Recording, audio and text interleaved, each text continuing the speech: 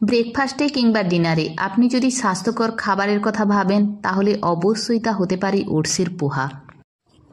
Oats dietary fibre সমৃদ্ধ, বিশেষ করে বিটা গ্লুকান, যা কোলেস্টেরলের মাত্রা কমাতে এবং হার্টের স্বাস্থ্যের উন্নতিতে সাহায্য করে।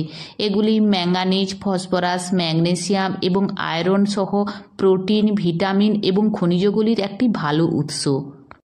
ওটসে রয়েছে সলিউবল ফাইবার, যা অনেকক্ষণ পেট ভরিয়ে রেখে অতিরিক্ত খাওয়া থেকে বিরত থাকতে সাহায্য করে, ফলে ওজন থাকে নিয়ন্ত্রণে। যাদের ওজন বেশি তারা ওটসের এই স্বাস্থ্যকর খাবার খেলে অবশ্যই উপকার পাবেন। নমস্কার, সবাইকে স্বাগত জানাই আরশির রান্নাঘরে।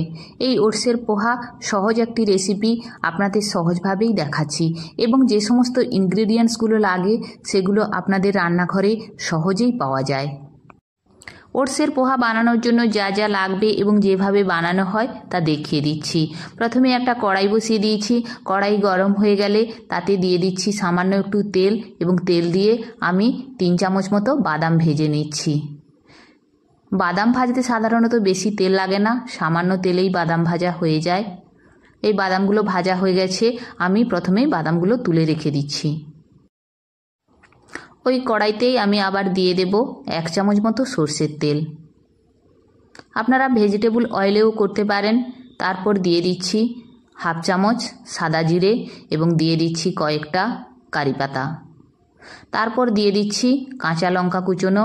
ঝাল যদি না খেতে চান তাহলে কাঁচা লঙ্কা অ্যাভয়েড করতে পারেন, কিংবা বাচ্চারা যদি খায় তাহলে কাঁচা লঙ্কা নাও দিতে পারেন। এরপর দিয়ে দেব একটা কুচোনো পেঁয়াজ। পেঁয়াজ দিয়ে একটু ভেজে নেব। পেঁয়াজটা যখন একটু কালারটা চেঞ্জ হয়ে আসবে তখন ওর মধ্যে দিয়ে দেব হলুদ গুঁড়ো। হলুদের কাঁচা গন্ধ চলে যাওয়া পর্যন্ত নেড়ে নেব। এরপর দিয়ে দেব কাশ্মীরি লঙ্কার গুঁড়ো। এই মশলাগুলো সামান্য ভাজা হয়ে গেলে এক এক করে সবজিগুলো দিয়ে দিতে হবে। প্রথমেই দিয়ে দিলাম টমেটো। টমেটো একটু নেড়ে নিয়ে ওর মধ্যে দিয়ে দেব ছোট ছোট করে টুকরো করে কাটা গাজর। এরপর দিয়ে দিচ্ছি বরবটি কুচোনো। একটু নেড়ে নিয়ে এরপর এর মধ্যে দিয়ে দিচ্ছি কাঁচা সবুজ মটরশুঁটি। দিয়ে সব কিছু ভালোভাবে নেড়ে নিচ্ছি। এখানে আপনারা আপনাদের মনপছন্দ আরও সবজি যোগ করতে পারেন। তারপর দিয়ে দিচ্ছি স্বাদ মতো লবণ। লবণ দিয়ে আবারও ভালোভাবে একটু নাড়াচাড়া করে নিচ্ছি। ঢাকা দিয়ে 2 থেকে 3 মিনিট একটু সেদ্ধ করে নেব। আবারও ভালোভাবে নাড়াচাড়া করে নিয়ে ওর মধ্যে দিয়ে দিতে হবে 2 কাপ ওটস আমি এখানে দিচ্ছি। একেবারেই সাধারণ ওটস, একদম যেরকমই বাজার থেকে কিনতে পাওয়া যায় সেই রকমই ওটস। আমি ওগুলো আর আলাদা করে গুঁড়োও করছি না, একেবারেই সাধারণ ওটস দিয়ে দিচ্ছি। যদি সবজি বেশি থাকে তাহলে একটু বেশি ওটস দিতে পারেন। সেক্ষেত্রে সবজি অবশ্যই বেশি হতে হবে ওটস বেশি দিতে গেলে।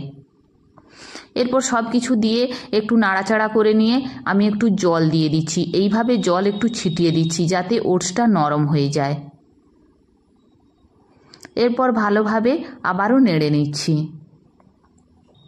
এই সময় যদি প্রয়োজন হয় তাহলে আরও একবার এইভাবে জল ছিটিয়ে দিতে হবে, কেবলমাত্র ওটস নরম করার জন্য।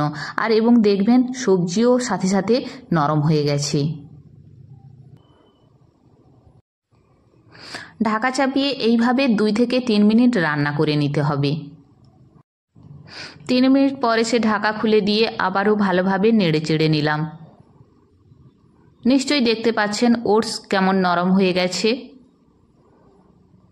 পারফেক্টলি তৈরি হয়ে গেছে ওটসের পোহা। কিন্তু এখানে আরও আমার 2টো জিনিস দিতে বাকি রয়েছে। আমি আরও সেই 2টো জিনিস পরপর দিয়ে দিচ্ছি। ভেজে রাখা বাদাম দিয়ে দিলাম। দিয়ে বাদামটা ভালোভাবে মাখিয়ে নিচ্ছি।